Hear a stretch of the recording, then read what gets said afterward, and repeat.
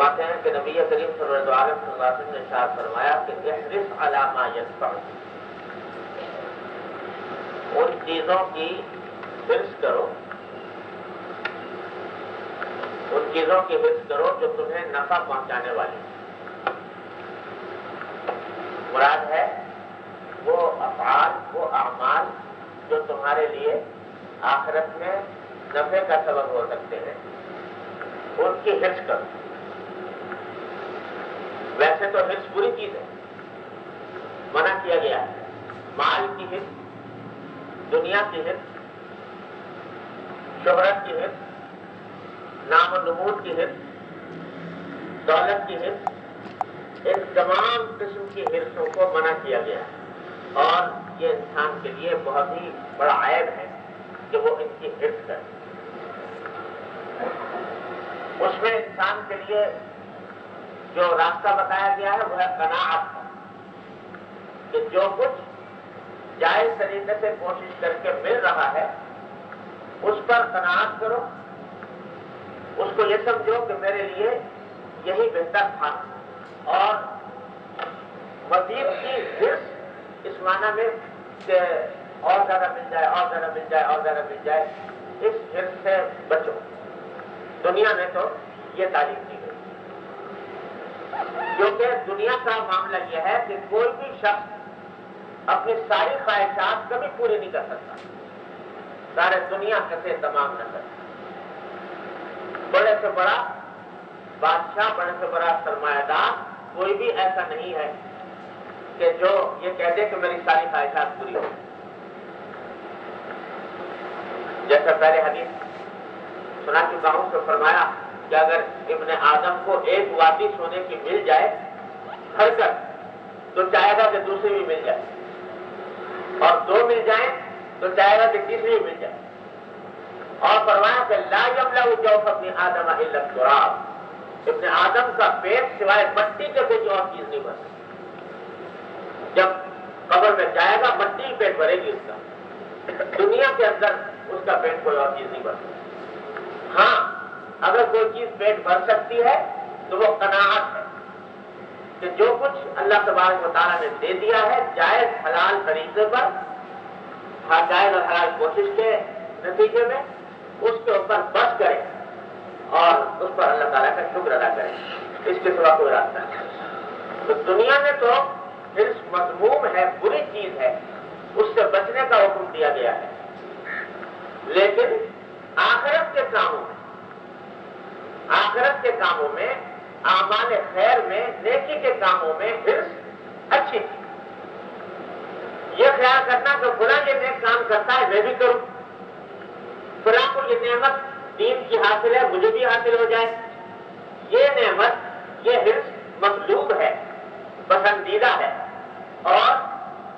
اللہ تبارک و تعالیٰ کو پسند ہے۔ حضرات صحابہ کرام رضی اللہ تعالیٰ عنہم اجمعین بڑے حریص تھے نیکیوں کہ نیکی مل جائے، کسی طرح ہمارے نام اعمال میں کسی نیکی کا اضافہ ہو جائے۔ وہ اس لیے کہ سرکار دو عالم صلی اللہ علیہ وسلم نے تعلیم یہ دی تھی کہ احرص علی ما ينفع۔ قرآن کریم میں فرمایا تھا کہ مسابقت کرو، ایک دوسرے سے آگے بڑھنے کی کوشش کرو نیکی کے معاملہ میں، اور حرص کرو نیک کاموں کی۔ حضرت عبداللہ بن عمر رضی اللہ تعالیٰ عنہ حضرت فاروق اعظم کے صاحبزادے ہیں۔ ایک مرتبہ حضرت ابو ہریرہ رضی اللہ تعالیٰ عنہ، یہی راوی اس حدیث کے، وہ پہنچے، ان کا تو کام یہ تھا جہاں گئے کوئی حدیث سنا، نبی کریم صلی اللہ علیہ وسلم کی حدیث کو یاد رکھنا، سنانا، جہاں جاتے ہیں یہی گفتگو تھی، یہی چرچا تھا۔ تو عبداللہ بن عمر رضی اللہ تعالیٰ عنہ کو حدیث سنائی نبی کریم صلی اللہ علیہ وسلم کہ آپ نے ارشاد فرمایا ہے کہ اگر کوئی شخص کسی جنازے میں جنازے کی نماز پڑھے، کسی کے مسلمان کے جنازے کی نماز پڑھے تو اس کو 1 قیراط اجر ملتا ہے، اور اگر جنازے کی نماز پڑھنے کے بعد اس کے ساتھ بھی چلے، پیچھے دفن میں شریک ہونے تک اس کے ساتھ رہے تو 1 قیراط اور ملتا ہے۔ اور فرمایا کہ یہ دو قیراط جو ملتے ہیں ان میں سے سب سے چھوٹا قیراط، یعنی چھوٹا قیراط جو ہے وہ اتنا ہوتا ہے جتنا احد کا پہاڑ، اتنا اجر ہے۔ بلکہ ایک اور روایت میں تو الفاظ یہ ہیں کہ اگر کوئی شخص اپنے کسی مسلمان بھائی کے انتقال کے موقع پر اس کے نماز جنازہ سے پہلے، کفن دفن سے پہلے ان کے گھر والوں کے پاس جائے تاکہ ذرا ان کی تسلی ہو، ڈھارس بندے، کچھ ان کے کام میں ہاتھ بٹائے، تو وہاں جائے تو ایک قیراط جانے کا، پھر ان کے نماز جنازہ میں شریک ہو تو ایک اور قیراط، اور پھر نماز جنازے کے ساتھ چلے تو ایک اور قیراط، اور دفن میں شریک ہو جائے تو ایک اور قیراط، تو 4 قیراط کا ذکر فرمایا۔ اب قیراط اس لیے کہہ دیا کہ قیراط کے زمانے میں یہ سونے کا،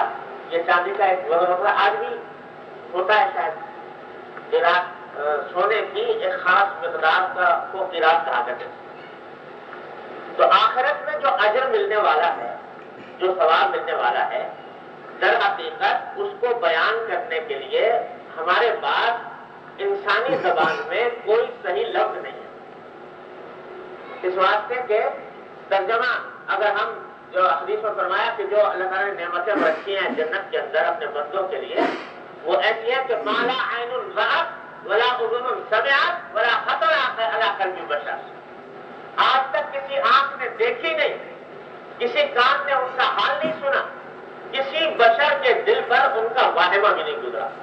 ایسی نعمت اللہ تعالیٰ جنت میں رکھی۔ تو جب یہ کہتے ہیں نا کہ اجر ملے گا، ثواب ملے گا،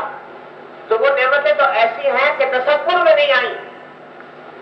آنکھ سے دیکھی نہیں، کان سے سنی نہیں، خیال میں ان کا تصور نہیں آیا۔ جب تصور میں نہیں آئی تو ان کو بیان کیسے کریں؟ بیان تو کوئی ایسے لفظ کریں گے جو ہم جانتے ہیں جس کو، اور جب وہ تصور ہی میں نہیں آئی تو ان کو الفاظ سے بیان کیسے کیا جائے؟ تو سرکار دو عالم صلی اللہ علیہ وسلم جب اجر کا بیان فرماتے ہیں تو اس کے لیے الفاظ تو موجود ہیں نہیں انسانی لغت میں، تو ہمارے آپ کے سمجھانے کے واسطے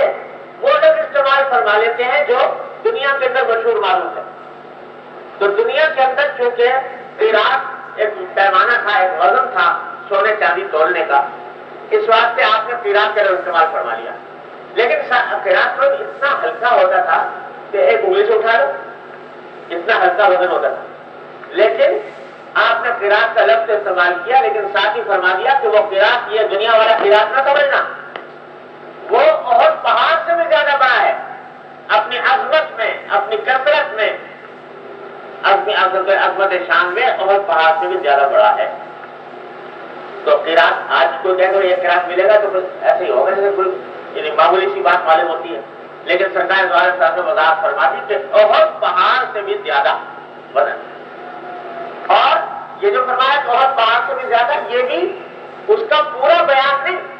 پورا بیان تو انسان کی قدرت میں نہیں، انسان کے لغت اس کے لیے کافی نہیں کہ اس کو بیان کر سکے، تو اس واسطے یہ لفظ استعمال کیے جاتے ہیں جو ہمارے آپ کے کچھ سمجھ میں آ جائے۔ حضرت ابو ہریرہ رضی اللہ تعالیٰ نے یہ حدیث سنائی حضرت عبداللہ بن عمر، عبداللہ بن عمر وہ صحابی ہیں رضی اللہ تعالیٰ عنہ کہ ایسا لگتا تھا کہ صبح سے لے کے شام تک سوائے دین کے کوئی مشغلہ نہیں تھا، طاعات میں لگے ہوئے، عبادات میں لگے ہوئے، دن رات ایک ہی کام ہے کہ اللہ تبارک و تعالیٰ کی طرف راضی ہو جائے۔ تو سنا دی یہ حدیث ابو ہریرہ نے، جب یہ حدیث سنی تو سن کر کہا کہ واقعی تم نے سنا ہے رسول اللہ صلی اللہ علیہ وسلم کو یہ فرماتے ہوئے؟ میں نے نہیں سنی تھی یہ بات پہلے۔ انہوں نے کہا ہاں میں نے خود سنا۔ حضرت عائشہ رضی اللہ عنہا کے پاس سے معلوم کیا، عائشہ نے فرمایا کہ ہاں میں نے بھی سنی، نبی کریم صلی اللہ علیہ وسلم نے یہ بات فرمائی۔ تو فرمایا